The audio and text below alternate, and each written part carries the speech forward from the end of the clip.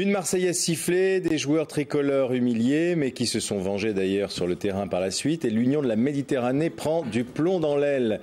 Après les incidents lors du match France-Tunisie qui ont scandalisé Nicolas Sarkozy et quelques autres, le ministre des Sports envisage de ne plus jouer de matchs amicaux avec les équipes du Maghreb au Stade de France.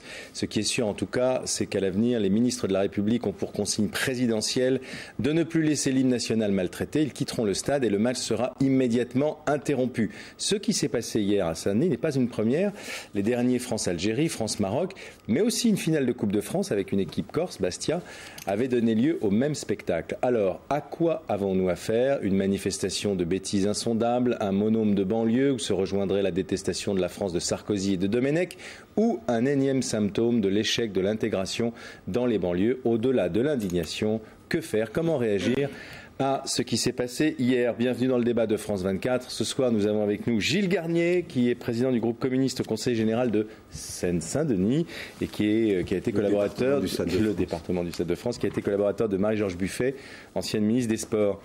Christian Van Est est député UMP du Nord. Lies Benchedli est président du Cercle d'amitié de l'Union méditerranéenne et Abdelwahab Medeb est écrivain, professeur de littérature comparée à Paris 10 Nanterre. Je vais commencer avec Lies Benchedli, parce que vous étiez, de nous tous, vous étiez le seul à être au stade hier. Déjà, il faudrait s'entendre. Qui est-ce qui a sifflé? C'est des Français, c'est des Tunisiens, c'est des Franco-Tunisiens, c'est des Algériens, c'est des Marocains, c'est qui a sifflé?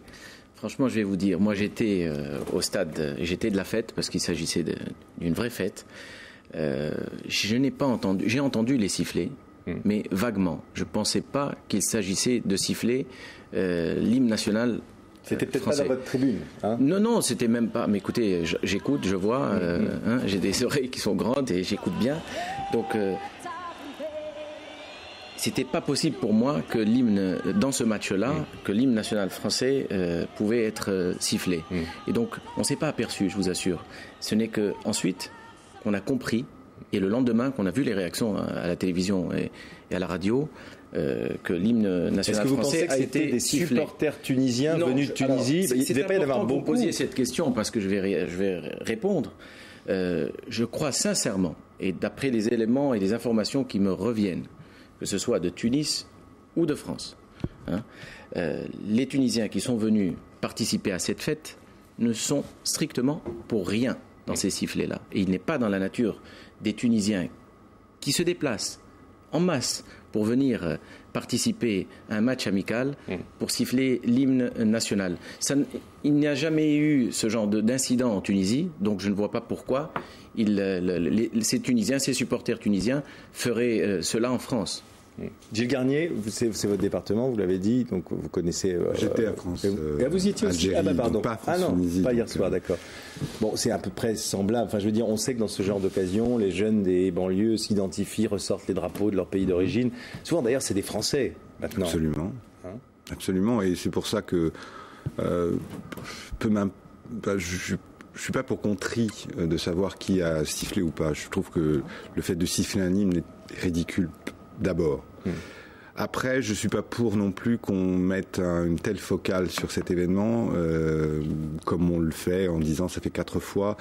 Faut pas tout interpréter.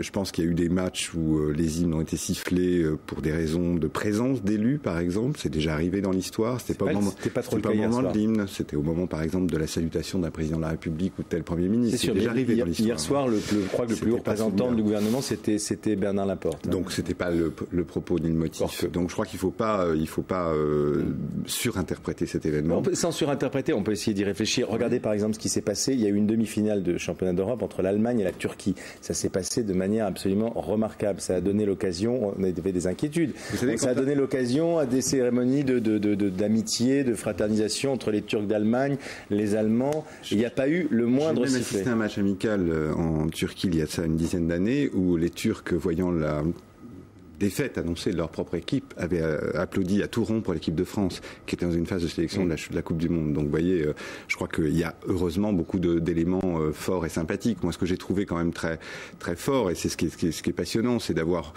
l'immense majorité des gens étaient très tristes de ça, parce qu'ils étaient venus, c'est vrai, pour faire la fête. Donc, franchement, je crois que franchement, il y a de la surinterprétation. Comme on a surinterprété en 98 le fait que tout le monde soit descendu à la rue en disant ça y est, la France Black Bomber, enfin, on est tous réunis, on s'aime tous. On s'est aimé ce soir-là, on s'aimera peut-être d'autres jours, et puis il y a des moments où on a des problèmes. Mais pourquoi ça n'arrive qu'en France? Mais non, ça n'arrive pas qu'en France. Siffler un hymne, il y a d'autres moments de l'histoire où on a sifflé des hymnes, hein. Je peux vous donner par exemple un célèbre match de hockey en 1969 entre l'Union soviétique et la République tchèque. Je peux vous assurer que les Tchèques ont sifflé. C'était pour des raisons politiques. Soit des raisons politiques. Il y a peut-être des raisons politiques sur ce qui s'est passé hier soir. Alors à ce moment-là, on est bien obligé de s'interroger. Des voyous, il n'y en a pas qu'en France. Absolument. Hein, des gens qui bafouent les lois d'un pays, il n'y en a pas qu'en France. Non, mais bon, bien. Voilà. Alors, il y a des éléments perturbateurs. Et il s'agissait d'éléments perturbateurs. Est-ce que vous croyez qu'en Tunisie, on aurait sifflé? Jamais. Il n'est pas dans la nature de l'esprit sportif tunisien de siffler un hymne national. C'est contraire à la loi de la République, c'est contraire à l'esprit même du Tunisien. C'est peut-être la peur du gendarme aussi. Non, pas du tout. Non, rien du tout. C'est pas vrai ça. C'est faux. Non, absolument pas. Je vous dis, ce n'est pas dans la nature du Tunisien de siffler un hymne national. Le Tunisien n'est pas quelqu'un de lâche.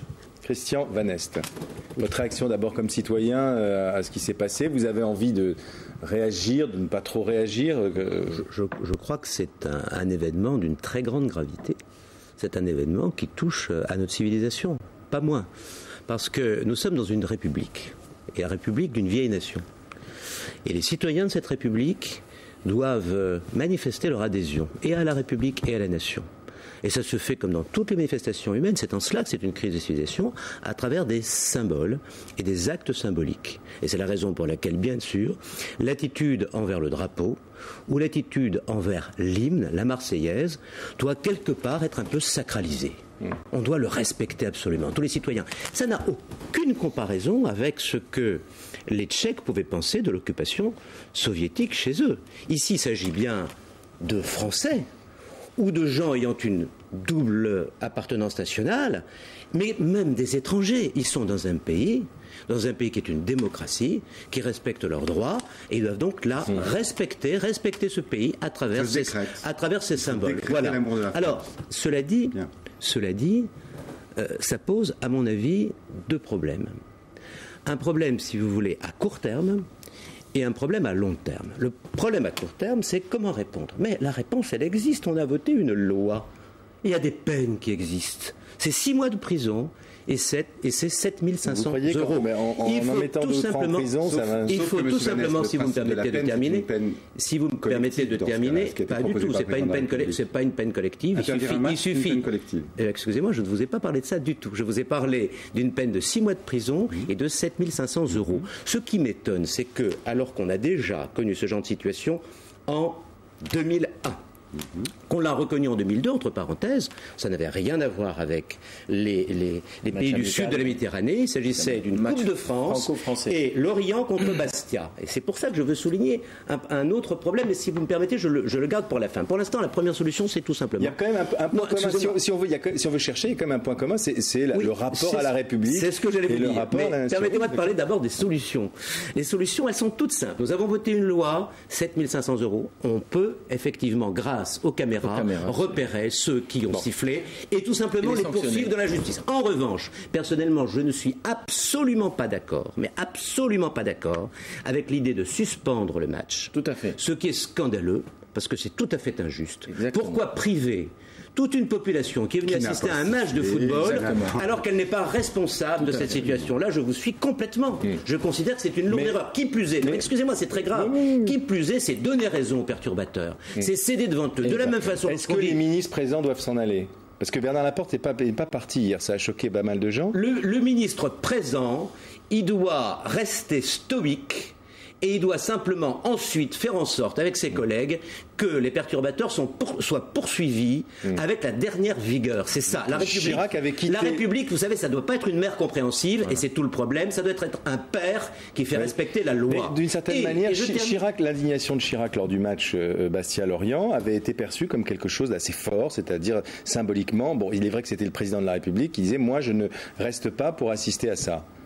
Eh bien, si j'avais été à sa place, je serais resté, mais je vous prie de croire que les perturbateurs l'auraient senti passer, comme on dit vulgairement.